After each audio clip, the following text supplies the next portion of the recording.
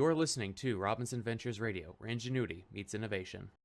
Well, good morning, good evening, good night, wherever you are. This is our latest episode of Robinson Ventures Radio. I'm Cian Robinson, president and founder of Robinson Ventures.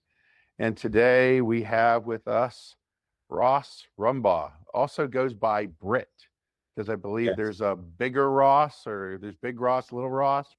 My dad is Ross Rumbaugh as well, but we have different middle names. My middle name is Britton, and I've been going by Britt, but I'm going to try to go by Ross after school. It sounds a little bit more professional. As always, Tucker Robinson, aka son number one, is recording the call today. So Ross, give us a little bit about yourself for everybody listening. My name is Ross, or Britt Rumbaugh. I was raised in Hickory, North Carolina, and I'm a student athlete here at Coker University. I developed the love for lacrosse. Growing up, my dad trained me, I trained my sister. Then I really wanted to be recruited in college. So then I really started training hard, got on some club teams, and was able to get recruited here at Coker. And then when I got here, I decided I wanted to be a business major. So I declared for a business administration major. I also have a concentration in financial planning. At Coker, I'm in the Enactus group, the leadership program here, where we go into communities and try to do projects that better benefit the community any way that we can. I'm on the SGA Senate. I'm also an NCAA representative for the men's lacrosse team. So that's a little bit more about me. That sounds like you're pretty busy, Ross. How do you handle all of those activities, plus also being a venture and innovation fellow for Robinson Ventures? It can be a lot sometimes. I've really utilized my Google Calendar this year. In years past, I really haven't had to schedule a lot of things, but with balancing playing lacrosse and having an internship and classes, it can be a lot sometimes, but it's very doable. So having a good schedule really manages my time well. You're technically a junior. Yes, sir. And you have enough credits to graduate in May. How did that happen? When I was in high school, my junior and senior year, we had the options to dual enroll at our local community college. So I was fortunate enough to qualify for those classes. I was able to bring in about 2 semesters worth of credits. I think both semesters of my freshman year were both pretty stacked with classes. And Tucker went through a similar program in Louisiana, right? Yeah, early college academy. Your first 2 years of high school, you took all of your high school courses. So you took a year, a semester essentially. And then your last 2 years, you were a community college student. There were a couple of us that figured out, because we scheduled our own courses, that you could take as many as you possibly could. And the school came to us and said, hey, you can't do that. So a bunch of us graduated in December instead of May. There were like 10 of us, I think. We did our high school walk in May, but we did our college walk in December. Similar situation. And everybody knows this. President of Coker University is Dr. Natalie Harder, who is also my wife, who's also Tucker's mom. It's true. Was also the president of the community college system from which Tucker graduated. Oh, cool. Yep, South Louisiana Community College. When Tucker walked across the platform, it was his mom that graduated him. Nice. Which That's is awesome. Business major, financial management, financial planning minor. Financial planning. Yeah. Yes. What are your plans post-graduation? This is completely 180, but I'm really thinking about going into the Air Force after school. It's really something that kind of been put in my mind at a young age.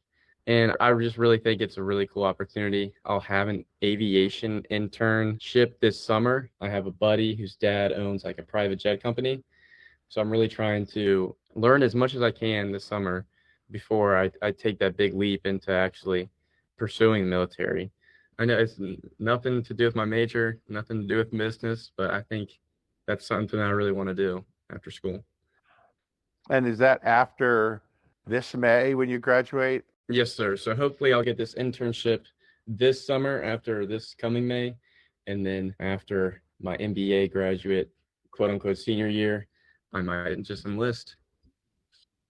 You know, Tucker comes from a long line of folks who served in the military. My father, Vietnam Marine, Tucker's Uncle Cliff, served 23 years in the Coast Guard, right? And retired as a lieutenant.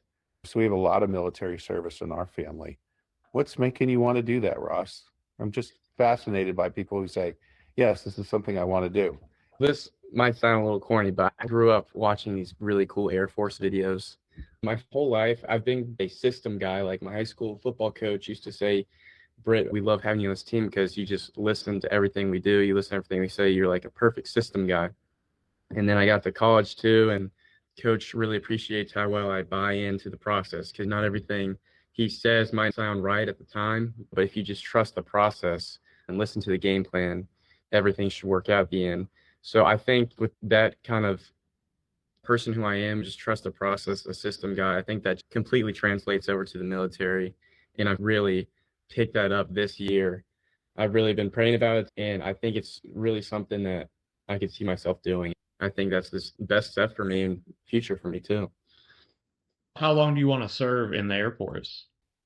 So I think I want to do 4 to 8 years, and then I want to fly privately too. Not myself, but obviously be like a pilot. I think I want to get into that kind of aviation business, either commercial flying or flying pretty important people around. I think that would be really cool thing to get into after service. The business degree will definitely translate there. So Yes, sir. Yes, sir. Yeah. It's fascinating to me. Ross, I met you. You're what, 6 foot tall? Yes, sir. Can you fit in a plane? I've never even stepped foot in a plane. Not even a commercial, like you flew to Cancun or something like that. No, like my mom's, obviously she's nervous about me going and wanting to pursue a military career because I think any mother would be, but she's also like, Air Force, you've never even been in a plane before. So Okay, so step one, even if it's like a $200 round trip this summer, you need to fly somewhere in an airplane. I know I need to literally put my foot in the door. Like for real. There's a phenomenal book called The Checklist Manifesto. Have you ever read that? No, I can't say I have. No. All right, go pick up The Checklist Manifesto. It's written by a guy by the name of Dr. Atul Gawande. Dr. Gawande, Harvard-trained surgeon and pilot, right? I can't remember which came first, whether it was became a pilot, then became a surgeon, or was a surgeon and a pilot at the same time. And when you fly an airplane, you have a process that you have to follow. You have a pre-flight checklist that you have to go through. You have a flight checklist. Something happens in specifically a commercial aircraft, they work the process, they work the checklist to go through everything they need to do. And what he did was he translated that over to surgery. And so what it did was it reduced the number of surgical errors to almost zero. Then at any point in time, the pilot can say, I'm not going to fly the plane because they've seen, oh, look, there's a crack in the tire, or this door doesn't latch shut the whole way, or they see a fan blade in the engine that's looking like it's got a stress fracture in it. They do and run through a visual inspection and a checklist of walking around the plane, doing the whole thing, getting in the plane, running through the pre-flight checklist. And so he implemented this in surgeries. And anyone in that surgical suite, it could be the doctor, the anesthesiologist, the nurses. Like most importantly, the nurses are usually the ones who run the show. Anyone can call a timeout and say, we can't move forward until this is fixed. I think you'd really appreciate that book. I think it'll make immediate sense to you to sit there and say, wow, you have to have a process and trust the process. Yeah, I think I'll definitely check that out. Checklist Manifesto. Yep. It's an easy read. It's not like a 600-page paperweight, right? It is this book about yo big and boom, done. I'm dyslexic and it took me a few days to read it at night, but blew through it. I think the book's damn near 20 years old, but still to this day, he gives lectures on what it meant to implement something like that. That's very interesting. And then we have our processes. So let's talk about your venture fellowship. What do you think so far? I think it's been very beneficial for me. I started in January and I was able to get in contact with Kelsey and Ava, and Kelsey really introduced what Robinson Ventures does.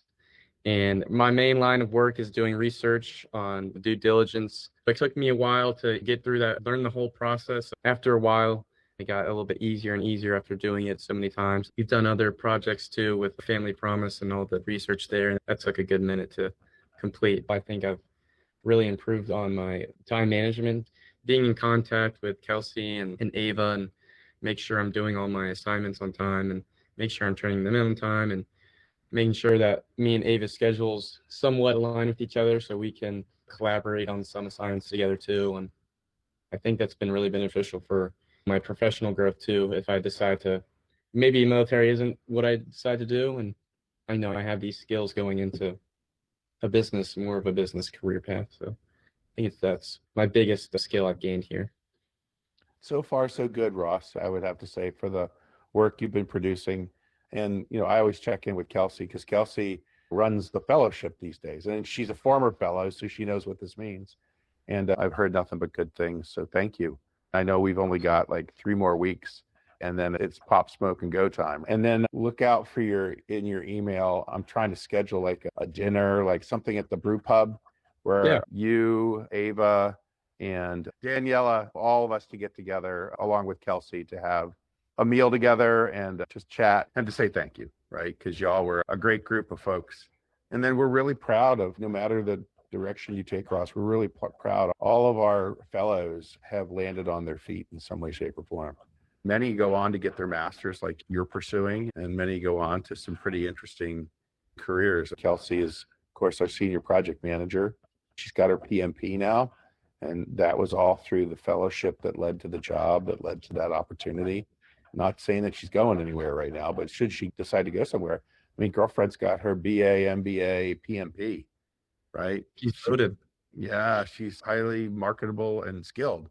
We've got another young man, Serafin Kabonge, shout out to SK, who's currently in Japan right now for the pharmaceutical company that he works for.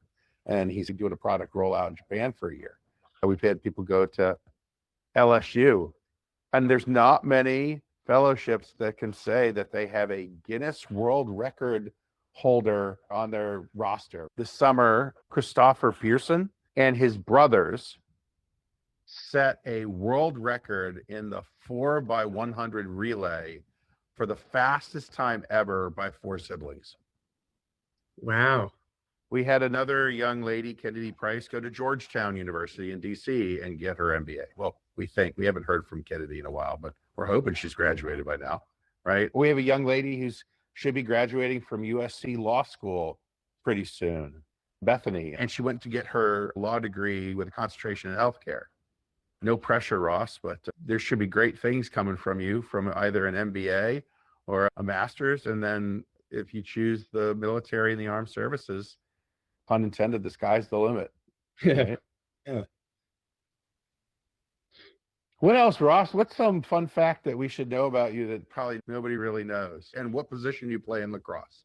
My family likes to sing in the house, in the shower. So my dad, he's a pretty good singer. He's not a director or teacher by any means, but he's got a pretty good tone. So he's helped me and my sister develop our vocals a little bit.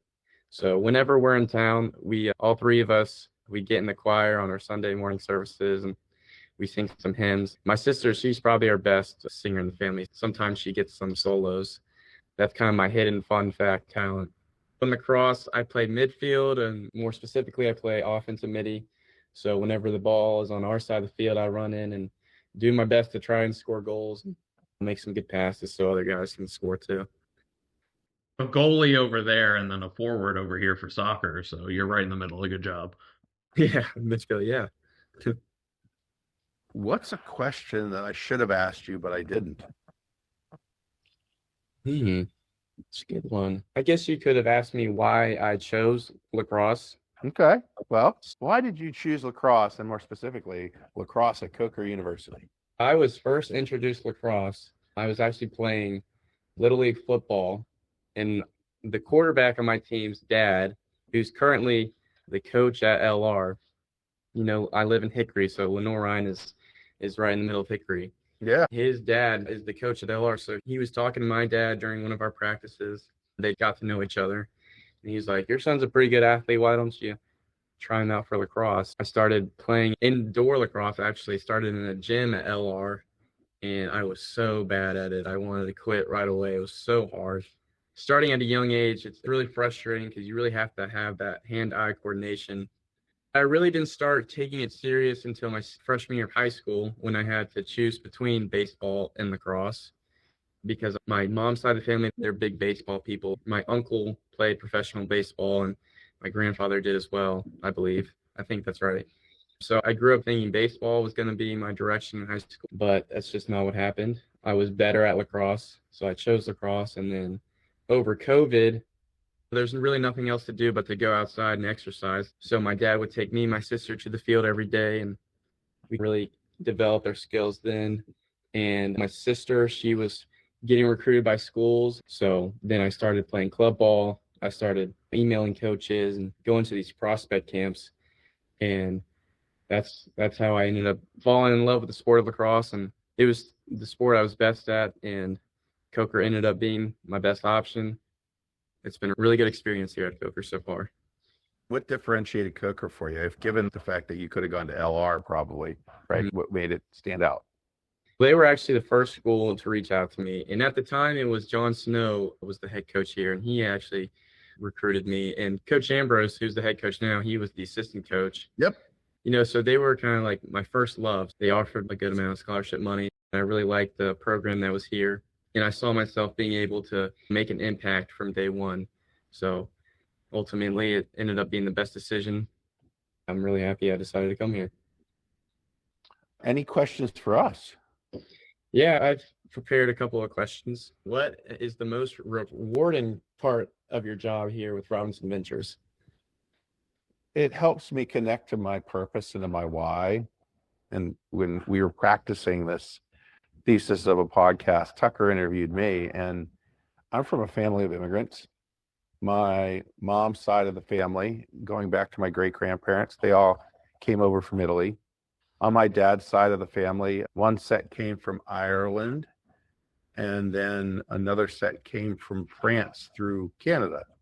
I associate more with my mom's side of the family than I do with my dad's. They grew up very poor. And my grandmother, she passed away at the age of 82. She could have lived 10 more years. What prevented her from doing that was regular access to primary care and mitigation of social determinants of health.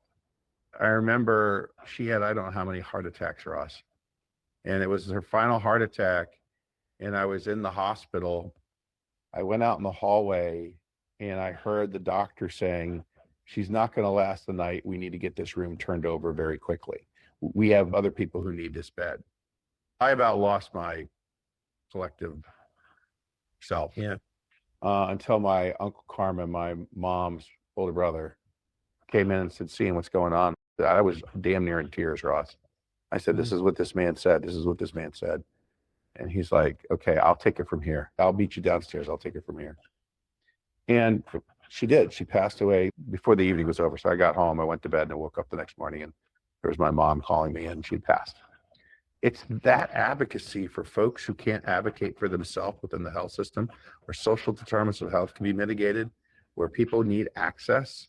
That's my why we work with health systems, why we work with these startup companies. And so for me, the most rewarding part is taking a very personal why and putting it into action to try to make sure that people who need care get care. And I'm not just talking socioeconomic condition care. There's folks that can afford healthcare without a doubt, and they get lost in the healthcare system. They get navigated to the wrong place. They don't get the right diagnosis. Stuff's expensive. Right now, I'm still fighting a $4,000 bill that I got for a blood draw. Wow. And it's because the health system that did the blood draw, they're refusing to admit that they coded it as an emergency room and not an in-clinic visit. That's the type of stuff that keeps me like, hey, how do we make a difference in this world? That's pretty cool. That's pretty inspiring. What was the moment or experience that made you decide to start Robinson Ventures? And then how has your vision evolved since then? You heard part of that, Mm-hmm. but I would be disingenuous if I didn't say the guy sitting in the room with us is also part of that. I always knew I wanted to be an entrepreneur, but I also knew I wanted to be a dad and be a present dad. And so when I started Robinson Ventures 1.0, it was right around the time Tucker was like 4 and Rory was maybe 1. Still to this day, Robinson Ventures is 100% a virtual company. When we started it in 2002, it was a virtual company back then, just different virtual. I could do what I do now, do it from home, but make sure that I got Tucker on and off the bus. When Mimi came over, when Michelle came over to get Rory, I could be there and Michelle would be in the house with the boys. I got to be present. What I talked about was that catalytic moment with my grandmother, the catalytic moment of having children, getting married. These confluence of things come together, and then you want to take care of the people you love. One of the best ways I think in the world of doing that is becoming an entrepreneur and starting a company. It's not an easy road, but man, I really think starting your own company and entrepreneurship is a phenomenal way to support your family.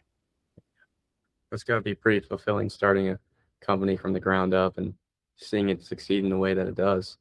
I remember vaguely coming home when we still lived in New York, and the house had a little above the garage, little suite office area.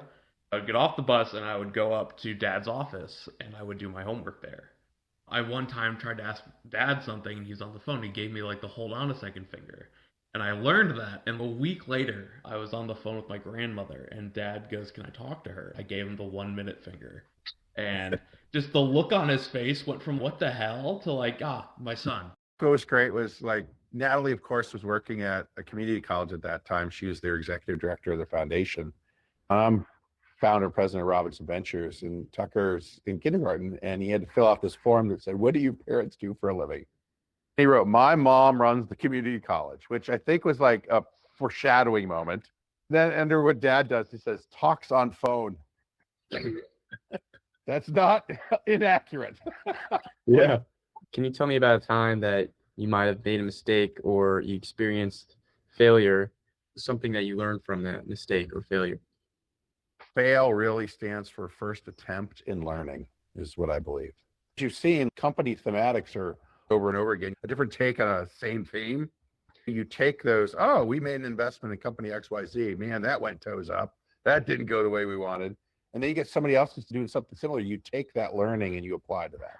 I'll tell you, one of the hardest things I had to do was, this is probably 2008.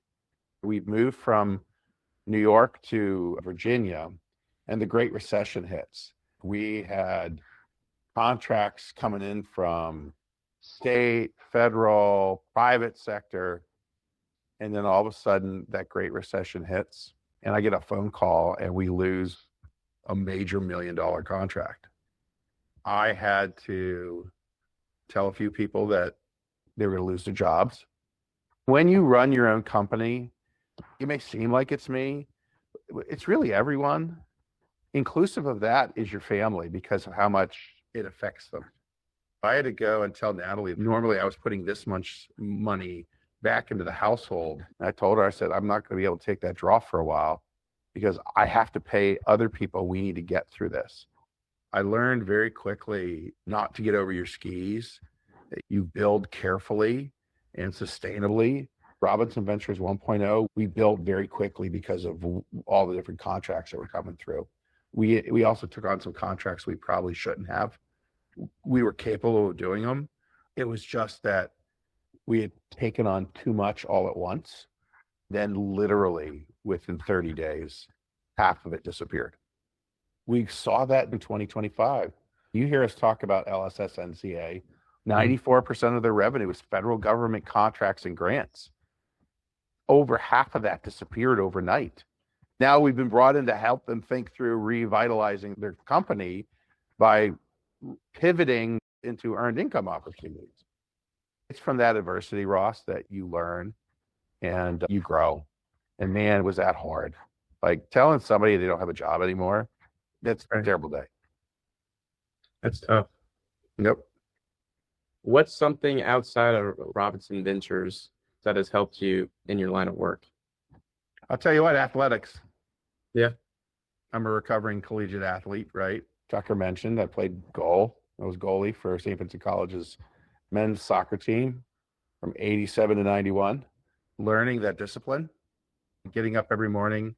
We used to do 3-a-days for our 2 weeks during the summer.